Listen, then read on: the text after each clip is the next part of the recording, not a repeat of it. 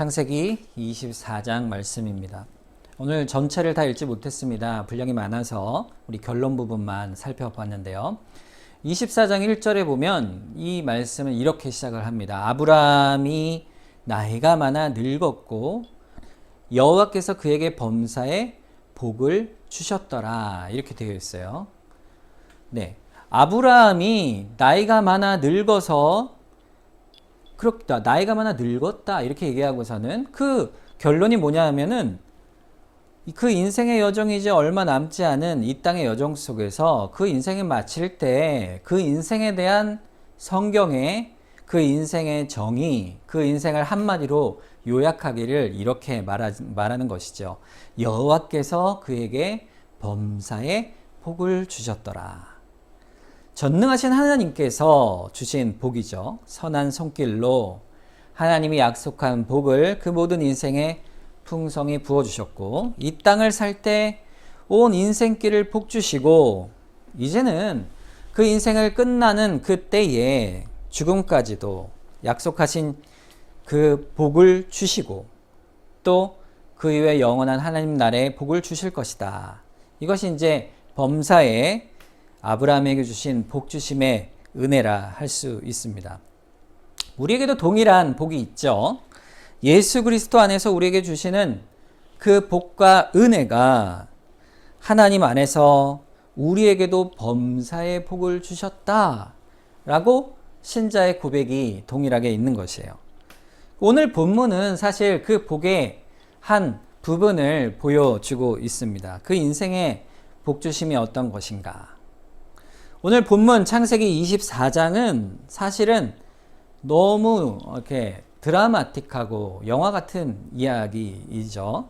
이제 아브라함이 그 아들 이삭의 배우자 사라를 구하러 보내는 장면이 됩니다. 자, 오늘 말씀은 이 일을 어떻게 우리가 될 수 있나 볼 때에 하나님의 오묘한 섭리다 이렇게 볼 수밖에 없는 내용이죠. 그리고 이 본문에서 우리가 볼 수 있는 것은 하나님의 뜻에 대한 이 믿음의 사람들의 순종과 결단의 모습, 이것을 우리가 볼 수가 있습니다. 이 본문에서 우리는 그런 모습들 속에 신자의 인생의 전반에 대한 믿음과 신앙의 내용이 잘 담겨 있는 그런 본문이라 할 수 있겠죠. 자, 오늘 본문이 있었던 때가 언제입니까?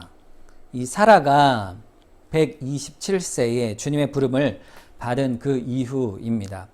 이제 아브라함의 나이가 137세였죠. 그 이유니까 이제 약 3년쯤 지난 이삭이 40세쯤 된 그때에 오늘 본문 사건이 있는 것입니다.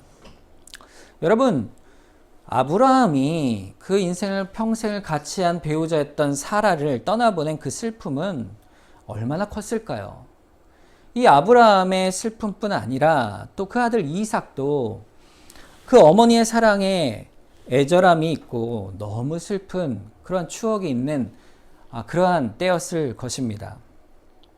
여러분, 기독교인들이 하나님의 나라를 믿기 때문에, 천국을 믿기 때문에 사랑하는 이를 먼저 하늘나라에 보냈을 때 우리가 천국에 보냈으니 슬퍼하지 않을 수 있을까요? 그렇진 않지요. 하나님을 믿는 사람이라 할지라도 먼저 사랑하는 이를 이 땅에서 볼 수 없고 또 떠나보낸 것에 대해서 슬픔과 또 마음의 깊은 아픔이 있는 것은 이상한 일이 아닙니다. 다만 다른 것은 믿는 사람은 절망의 슬픔이 아닌 것이죠. 그 슬픔을 넘어서는 소망을 바라보고 있기 때문에 그 슬픔을 넉넉히 감당할 수 있는 것이고 이겨갈 수가 있는 것입니다. 사랑하는 이가 옆에서 사라졌을 때 죽음이 그 삶을 삼켜버리는 위력이 어마어마하지요. 사랑하는 가족, 또 사랑하는 교우들, 또 아름다운 추억들을 모든 그 순간에 다 사라져 버리게 합니다. 그것으로 인한 슬픔은 말할 수가 없죠. 하지만 그대로 절망으로 끝나는 것이 아니고 우리에게는 절망을 이겨나갈 충분한 소망이 있음을 알고 믿기 때문에 그 슬픔을 이겨나갈 수가 있는 것입니다. 이것도 하나님이 주시는 범사의 복이죠. 아브라함이 이삭과 어떻게 이런 절망을 이겨나갈 수가 있었는가? 오늘 본문은 그 사실을 우리에게 보여주고 있습니다. 사랑하는 아내의 죽음, 사랑하는 어머니의 죽음, 인간의 삶에서 가장 큰 슬픔이라 할 수 있는데 그 슬픔 가운데, 그 그리움 가운데 어떻게 그것을 이겨나가게 하시는가? 하나님이 어떤 은혜로 그들의 인생을 세워가시는가? 그것이 오늘 본문의 내용입니다. 오늘 본문은 앞부분은 안 읽었는데요. 앞의 이야기를 쭉 읽어나가게 되면 아브라함과 이삭에게 미치는 그 슬픔을 거두어 주시고 새로운 소망과 위로로 바뀌어가는 하나님의 은혜를 알 수가 있습니다. 어떻게 이겨낼까요? 그것은 주님이 주시는 소망과 믿음의 과정 가운데 이겨나가는 것임을 오늘 본문이 나타내 보여주고 있습니다. 오늘 본문의 내용은 대략 이런 것이죠. 아브라함이 자기 집의 모든 소유를 맡은 종에게, 신실한 종이죠, 모든 일을 맡길 만한 충성된 종이니까 더 나아가면 아브라함이 가진 믿음을 따르는 신앙을 가진 충성된 종이겠죠. 그 종을 보내서 이삭의 아내를 구해오라 명하게 됩니다. 어디로 가서 오늘 본문에 구하러 오게 하느냐? 그것은 아브라함의 고향이요, 아브라함의 족속이 있는 땅, 바로 동생 나홀이 있는 갈대아 우르 지역이죠. 메소포타미아. 그가 원래 살던 고향 땅으로 그 먼 길을 가서 아내를 구해오라 명하게 됩니다. 그래서 종이 낙타 10마리를 꾸려 집에 있는 아브라함의 많은 보물을 가지고 몇 달을 꼬박 걸어가야 하는 그 먼 길을 가게 되는 것이죠. 얼마나 고된 여행 길이겠어요? 사실 그 길을 굳이 먼 고향 땅에 가서 아내를, 배우자를 구하라고 맹세까지 합니다. 그 이유가 뭘까? 그것은 단지 가족의 혈통을 지키기 위한 것인가? 단순히 혈통의 순수함 때문인가? 그것은 아닙니다. 창세기 24장 8절에 보면 만일 여자가 너를 따라오려고 하지 아니하면 나의 이 맹세가 너와 상관이 없나니 오직 내 아들을 데리고 그리로 가지 말지니라 말씀하고 있어요. 자, 사실 혈통의 순수성, 즉 아브라함의 가문에서만 여인을 찾아 혼인하게 하려 한다는 것은, 혈통을 보존하게 되는 것은 그 목적은 아닌 것입니다. 왜냐하면 이삭을 결코 데리고 가지 말아라 하는 그 명하는 말 속에 그 뜻을 볼 수가 있죠. 본토 친척 가운데 이삭의 아내를 구하는 것이 단순한 혈통의 문제가 아니라는 것을 알 수가 있습니다. 왜냐하면 돌아가서 결혼을 하면 혈통을 유지하는 것이 목적을 이루는 것이죠. 그러나 그렇게 하지 말라 한 이유가 있겠죠. 그 다른 이유가 있는 것입니다. 아브라함 본토 친척 여인이라 할지라도 가나안 땅으로 따라오지 않으면 안 되는, 반드시 가나안 땅으로 와야만 하는 그러한 특별한 일이, 그 영적인 중요한 이유가 아브라함에게 있었던 것입니다. 그 이유가 뭘까요? 그것은 결국 이삭은 본토 친척 딸과 혼인하여야 하지만 반드시 조건이 있으니 그 먼 길을 따라와서 가나안 땅에서 살아야만 하는, 가나안 땅과 관련 있는 아주 중요한 영적인 이유가 있는 것입니다. 아브라함이 보고 있는 것이 도대체 무엇일까요? 아브라함은 이삭의 아내를 선택함에 있어서 사실은 개인적이고 가정적인 차원에서 어떤 여인, 적당한 여인을 구하는 그런 의미의 혼사를 다루는 것이 아닙니다. 아브라함은 이삭의 아내를 구하면서 아브라함이 하나님을 일찍이 하나님께서 그를 불러내어 약속하셨던 언약을 기억하고 있는 것이죠. 하나님께서 창세기 12장부터 약속해 주신 약속, 아브라함과 사라의 몸에서 난 후사에게 번성하게 하는 복을 주시고 그들에게 가나안 땅을 주시겠다 약속하신 그 확고한 약속을 아브라함이 보고 있는 것이죠. 그 때문에 이삭의 아내를 구하면서 반드시 가나안 땅으로 와야만 하는 것입니다. 그러니까 아브라함이 이삭을 아내를 구하면서 반드시 보고자 했던 것이 뭘까요?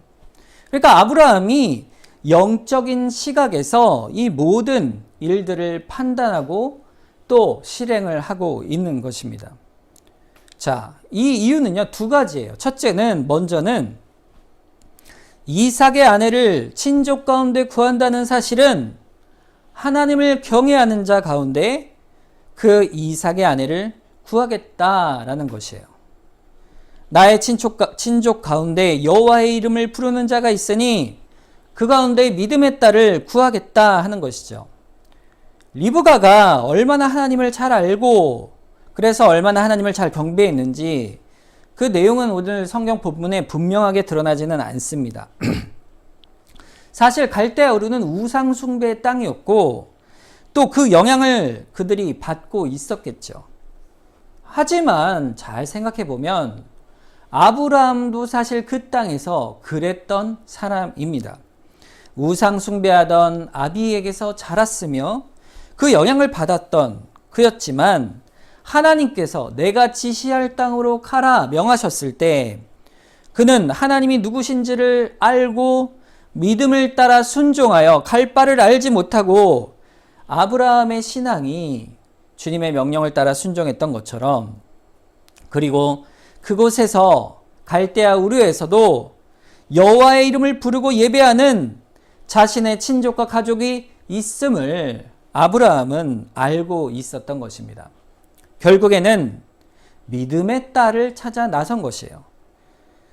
그래서 가나안 땅에 있는 여인들이 아무리 출중하고 재색을 겸비하고 어떤 아주 좋은 조건을 가지고 있고 훌륭한 인격을 가지고 있다 하더라도 하나님을 모르는 자들이요, 하나님이 주신 언약을 영적으로 거부하고 타락하게 만드는 자들이니 그들을 철저히 배제하고 하나님을 경외하고 예배하는 친척 중에서 그 이삭의 아내를 구하라 이렇게 명하고 있는 것이죠.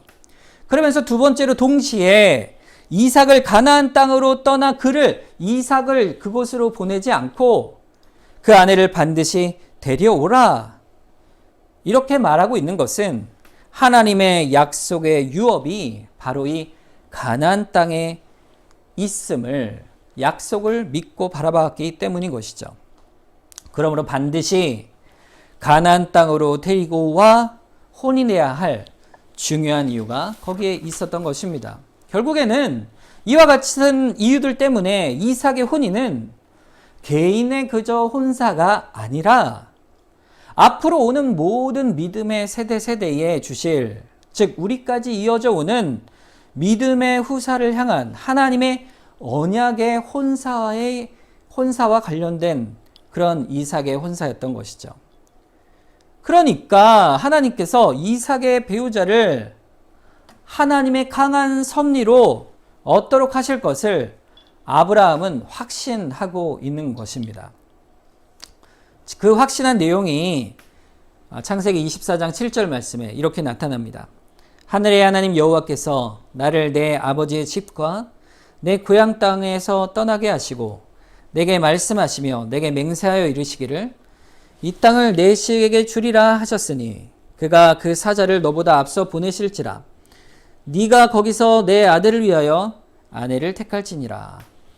아브라함이 종을 보내면서 말하기를 이 땅을 하나님께서 맹세하시길 내 씨에게 주시겠다 하셨으니 너는 두려워하지 말라. 일이 어찌 될까 염려하지 말라. 하나님께서 그 사자를 너보다 앞서 보내심으로 이 모든 일에 친히 인도하시리라.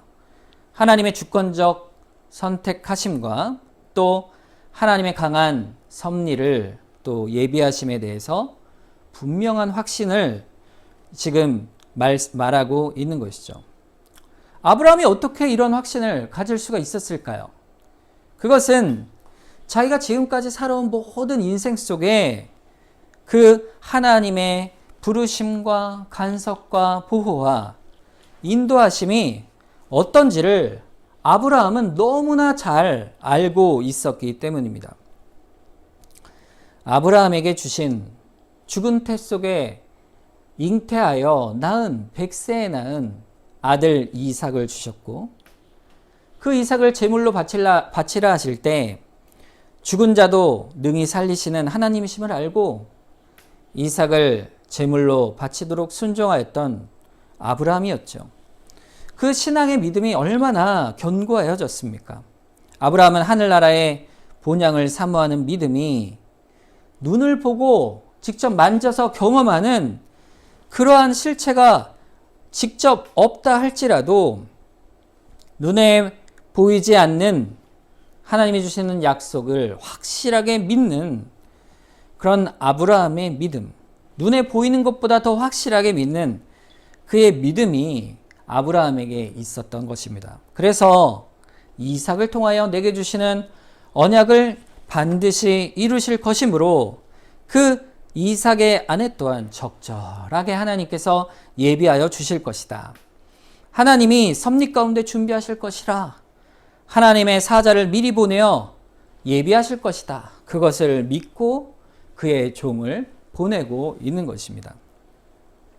자, 그리고 나서 과연 하나님의 섭리가 어떻게 실제로 드러나는가? 그 이후의 사건이 쭉 내용을 보여주고 있죠. 아브라함이 종이 아브라함의 명령을 따라 그 먼 길을 가게 됩니다. 그래서 갈대아 우르의 고향 땅에 도착을 하죠. 그리고 한 우물가에서 기도를 하게 됩니다. 나의 주인 아브라함의 하나님이시여 은혜를 베푸셔서 순조롭게 여인을 만나게 하시사 구하건대 우물에 나오는 소녀에게 물을 달라 구하면 마시소서 당신의 낙타에게도 마시게 하겠습니다 하면 주의 종 이삭을 위한 정한 자로 알겠나이다 라고 하나님께 믿음으로 기도를 하게 됩니다. 낙타한테 물을 주는 게 뭘 그렇게 어려운 문제일까요? 여러분, 낙타에게 물을 준다는 거는요, 먼 길을 온 이 동물을 불쌍히 여기는 거죠. 사실 그 먼 길을 온 동물들이니 사람만 목마르겠습니까? 이 낙타도 목이 마르겠죠. 그러니까 당연히 뭐 물을 줄 수 있다 이렇게 생각을 할 수 있을 것입니다. 자, 그런데 성경을 연구하는 사람들의 말에 의하면 이 낙타에게 물을 주는 거는요 사실 보통 일이 아닌 것이에요. 당시에 물을 기는 항아리가 얼마 정도 크기였냐 학자들이 얘기하기를 한 리터로 따지면 11리터 정도 돼요. 제가 생각을 해보니까 우리가 보통 먹는 2리터짜리 PT병이 6개 들어있는 이 팩이 있잖아요. 그게 하나가 한 12리터 정도 되는데 그거 하나 정도 되는 양이 됩니다. 그러니까 소녀가 그거를 들고 다니는 게 얼마나 힘이 들겠어요.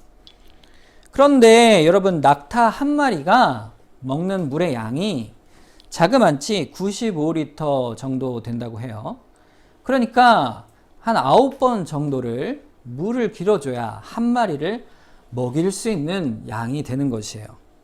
그러니까 지금 낙타가 출발할 때 몇 마리라고 했어요? 10마리가 했으니까 90번을 물을 길어줘야 하는 어마어마한 양의 이 물이죠.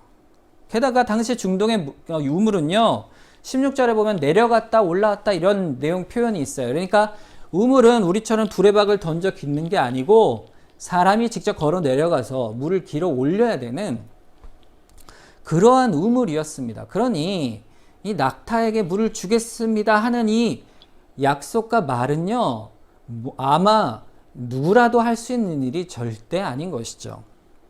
그러니까 이런 예사롭지 않은 일을 종이 기도하여 이 흔한 일상에서 일어나기 어려운 이런 일들을 기도한다는 것은요 사실은 종이 이 사람의 특성, 그 여인의 특성을 보고 그 행동을 보고 알려고 한 의도도 있었던 것을 보입니다. 그러니까 이 낙타에게 물을 주겠다 한 그 여인의 인격과 긍휼의 마음과 그 성실함, 넉넉함, 그 행동 하나 속에 하나를 보면 열을 아는 그러한 것이죠. 그래서 그것을 기도한 것입니다. 얼마나 마음이 따뜻한가, 사려가 깊고 친절하며 긍휼과 자비가 풍성한가, 또 얼마나 건강한 여인인가, 이 모든 것을 다 알 수가 있는 것이죠. 이렇게 기도를 하고 났을 때 15절에 말을 마치기도 전에 리브가가 물통을 어깨에 메고 나오니 그는 아브라함의 동생 나홀의 아내 밀가의 아들 부두엘의 소생이라 했습니다. 말을 마치기도 전에 하나님께서 누구를 보내셨어요? 리브가를 보내신 거예요. 이 나오는 상황 속에서 사실은 종은요, 문제가 있죠. 본인이 그 여인이 이 리브가가 나홀의 소생인지 모르잖아요. 아브라함의 친족인지 모르잖아요. 하나님께서 어떻게 그를 인도하시는지 확인을 해 보는 것이죠. 당신이 누구의 딸이요? 물었을 때 그 리브가가 얘기를 하지 않습니까? 나홀의 아내 밀가의 아들 부두엘의 소생입니다. 이 모든 일이, 이 리브가가 이곳에 그때 기도한 때 오게 된 이 모든 일이 바로 하나님의 섭리임을, 그 기도의 응답임을 그대로 나타내 보여주고 있습니다.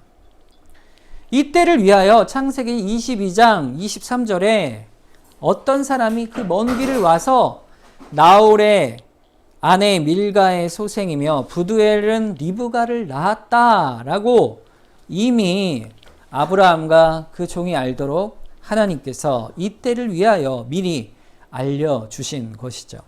하나님이 다 준비하여 예비하신 과정 속에서 섭리하여 결국 아브라함의 종이 이 사실을 확인할 수 있도록 깨닫게 하여 주신 것입니다. 아브라함의 종이 이 사실을 확인한 후에 너무나 놀라고 너무나 기뻐합니다. 그러면서 머리 숙여 하나님을 경배하죠. 이 얼마나 놀라운 하나님의 인도하심이며 섭리인가. 창세기 24장 26절과 27절에 이에 그 사람이 머리를 숙여 여호와께 경배하고 이르되 나의 주인 아브라함의 하나님 여호와를 찬송하나이다. 나의 주인에게 주의 사랑과 성실을 그치지 아니하셨사오니 여호와께서 길에서 나를 인도하사 내 주인의 동생 집에 이르게 하셨나이다 하니라. 이 모든 일에 하나님께서 주시는 범사의 복주심을 찬송하고 경배하고 있는 것입니다. 이 이야기를 리브가가 듣죠. 그리고는 얼른 뛰어가서 자기 오라비 라반과 어머니와 가족들에게 알리고 그 종은 그 가족들에게 지금까지 일어난 이 모든 일들을 낱낱이 그들에게 이야기하게 됩니다. 나는 아브라함의 종입니다. 하나님께서 아브라함에게 어떤 복과 은혜를 베푸셨습니다. 또 지금 어떤 인물을 가지고 이곳에 왔고 또 기도하고 어떻게 응답을 받았습니다. 이것을 지금까지 일어난 일들 다 낱낱이 하나님의 섭리를 그들에게 고하게 되지요. 이 모든 얘기를 가족들이 듣고 난 후에 이제 단 하나의 문제가 남아 있는 것이죠. 그게 뭡니까? 그것은 바로 리브가의 결단입니다. 이 모든 얘기를 듣고 가족들이 리브가에게 묻죠. 본문 58절에 리브가를 불러 그에게 이르되 네가 이 사람과 함께 가려느냐? 그가 대답하되 가겠나이다. 답은 뭡니까? 가겠느냐 물으니 흔쾌히 답을 하죠. 내가 가겠나이다. 결국엔 24장 전체의 내용을 우리가 보면서 여러 인물이 등장을 하는데 이들의 공통된 특징을 우리가 분명하게 볼 수가 있습니다. 아브라함, 또 아브라함의 종, 그리고 리브가, 그리고 리브가의 가족들. 이 모든 인물의 공통적인 특성은요, 한 가지로 묶여지죠. 그것은 뭡니까? 하나님에 대한 믿음입니다. 특별히 아브라함의 종이 그것을 오늘 본문에서 특별하게 보여주고 있죠. 그는 그 먼 길을 아브라함에게 주신 그 믿음의 약속을 따라 믿음으로 걸어갑니다. 아브라함의 집에서 함께하여 충성하며 아브라함의 믿음을 그대로 이어받아서 하나님을 경외하는 신실한 주의 백성이었죠. 신부는 종이었지만 아브라함과 동일한 믿음의 백성입니다. 그의 기도 속에서 하나님의 약속을 믿고 살아있는 하나님의 긍휼과 능력을 의지하는 것이죠. 모든 상황에서 믿음의 선택이 또 결단으로 이어지고 그 결단 가운데 하나님의 계획으로 도우시는 간섭이 다 이루어져 가면서 결국은 하나님께서 정하신 바 된 모든 일들을 이루어 가시는 것이 되어져 가는 것입니다. 리브가도 결단을 합니다. 조금만 생각해 보면 리브가의 결단이 결코 쉽지 않은 것이라는 것을 우리는 생각할 수가 있죠. 수개월 동안의 긴 여행을 하여 정말 다시 돌아올 수 없을 것 같이 그 먼 곳으로 알지 못하는 것으로 홀로 가서 살아야 하는 것이고 그곳에 또 어떤 삶이 있는지 전혀 모르지요. 더구나 이 종 한 사람만 보고 따라가는데 자기 남편 될 사람이 이삭이 어떤 사람인지 일면식도 없고 아브라함도 친척이라 하지만 본 적이 없는 친척인 것이죠. 그저 단지 아브라함과 이삭에게 주신 하나님의 약속의 복을 듣고 결단을 합니다. 그러니까 리브가의 결단은요, 아브라함의 결단과 똑같은 결단이에요. 갈 바를 알지 못하고 하나님의 약속의 말씀을 믿고 나아간 아브라함처럼 그 리브가도 하나님의 말씀을 듣고 그 약속을 따라 믿음으로 그 먼 길을 따라갑니다. 그러니까 리브가는 굉장한 믿음의 여인이죠. 하나님이 주신 은혜가 참으로 큰 아름다운 믿음의 여인인 것입니다. 우리가 보통 믿음의 여인 그러면 성경에 다른 인물들 많이 떠오르죠. 특별히 마리아 같은 인물이 있습니다. 예수님의 수태고지, 천사의 말을 듣고 주의 뜻대로 이루어지겠나이다. 믿음으로 받았죠. 그런데 사실은요, 리브가도 동일한 믿음으로 하나님의 약속을 받는 것이에요. 그 둘의 같은 믿음이 뭡니까? 실제로 눈에 보이지 않는 것을 갈 바를 알지 못했으나 하나님의 약속을 따라 그 본향 하나님의 나라를 바라보며 하나님의 통치를 확고한 믿음으로 바라보며 그것을 따라 걸어가는 것이죠. 오늘날 우리의 믿음도요, 동일한 믿음입니다. 리브가처럼, 마리아처럼, 아브라함처럼, 또 아브라함의 종처럼 우리가 하나님이 주신 말씀을 통하여 믿음을 따라 우리도 같은 걸음을 하나님의 약속을 따라 그의 나라에 이르도록 걸어가는 것입니다. 그 믿음을 굳게 믿고 리브가가 따라갑니다. 오늘 본문의 결론이 뭡니까? 그 마지막 구절을 보면 알 수 있죠.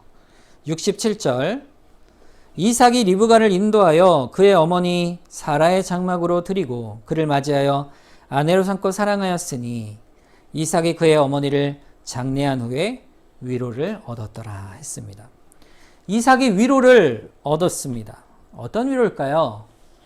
이삭이 장성한 청년이 되어 이제는 혼기가 지났죠. 나이가 25장에 보면 그때가 40세라 이렇게 되어 있는데 요즘 이제 40대에도 혼인을 많이 하지만 이때만 해도요, 노총각이죠. 노총각 중에서도 많이 늦은 노총각이에요. 그러니까 40세 가까이 어머니를 의지하며 살았던 그 이삭이 어머니를 잃고 아내를 얻었으니 위로를 받을 만하다. 이런 위로가 아닙니다. 만일 이런 정도의 위로라면요, 어찌 꼭 리브가를 거기까지 가서 데려와야만 했겠습니까? 가나안에 있는 여인도 그 위로로 충분했겠죠. 이삭이 누리고 있는 여기서 위로를 얻었다는 위로는 어머니 사라를 잃는 슬픔과 이 세상에서의 결핍과 아픔 때문에 그것을 채워주는 이 세상의 위로가 아니라 그것을 넘어서는 그러한 위로입니다. 하나님께서 사라의 죽음 가운데 약속하신 하나님의 본향과 그 가나안 땅을 통해 보여주시는 하나님의 나라, 그리고 후사를 번성하게 하여 이 가나안 땅을 주시겠다 하신 그 약속, 그 모든 것을 통해 보여주시는 하나님의 나라, 그것을 이어가도록 사라의 죽음 이후에도 그 하나님의 언약이 자기를 통하여 또 자기의 아내를 통하여 사라를 이 땅에 묻어 절망해서 끝나는 것이 아니라 어머니의 약속을 주신 그 약속을 따라 나를 태어나게 하시고 또 나에게 아내를 주시고 하나님이 선히 간섭하시사 언약을 성취할 나의 아내를 아버지의 분양 땅에서 믿음의 딸로 주셨음에 과연 어머니가 받은 약속을 저와 아내를 통하여 이루어 가실 것이라.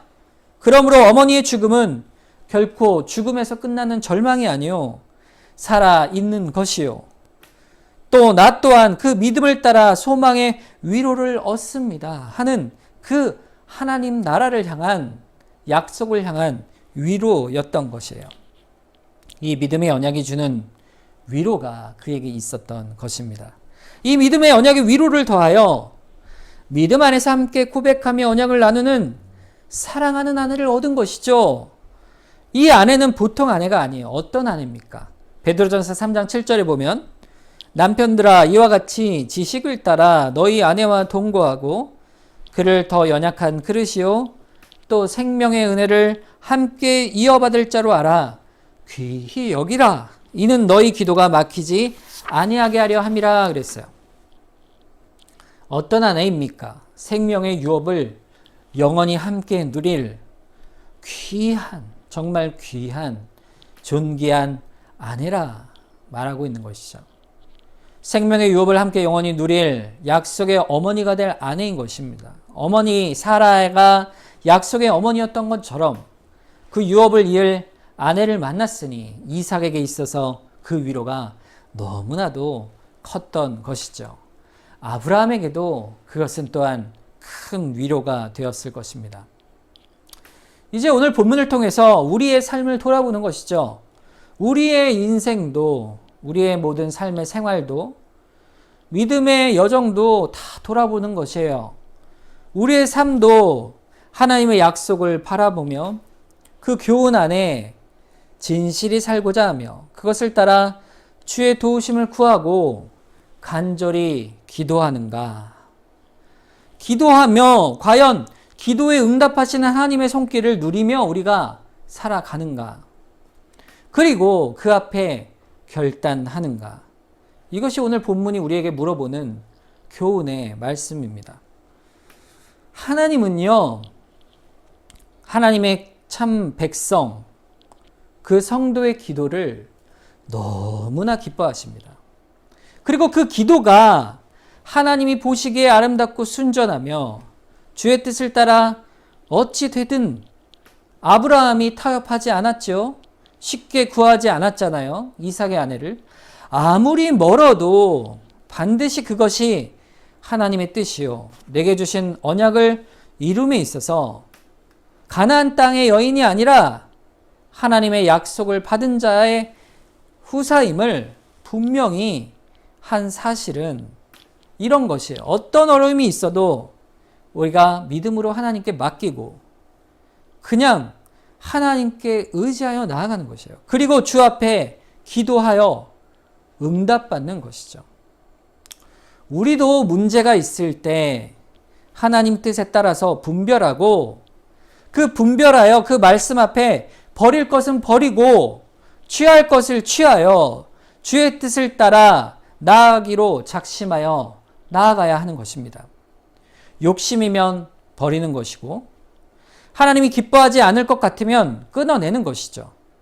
그리고 하나님이 기뻐하실 만한 일을 기도 제목으로 삼고 주님 앞에 간절히 기도하여 나아가는 것입니다. 그러면 더뎌 보여요. 더뎌 보이지요. 가나안 여인을 얻는 것보다 왕복 반년에 가까운 위태로운 위험의 여정이 위험하고 더뎌 보일지 모릅니다.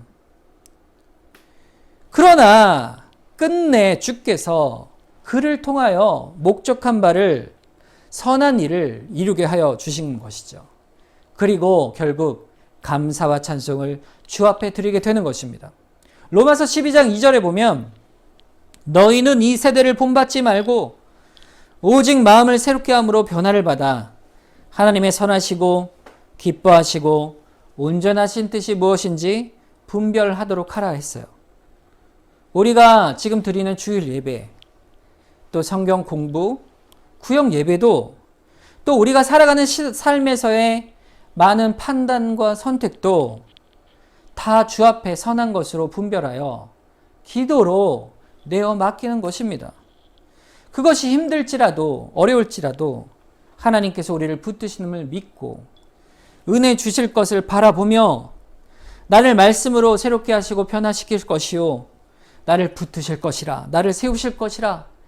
결국 우리 믿음의 여정 속에 한평생을 살고 나면 하나님께서 나를 복 주시고 범사에 복을 주셨구나, 아브라함처럼 같은 찬송 가운데 있지 않겠습니까? 그 고백을 우리가 하면서 오늘 본문을 바라보는 것입니다.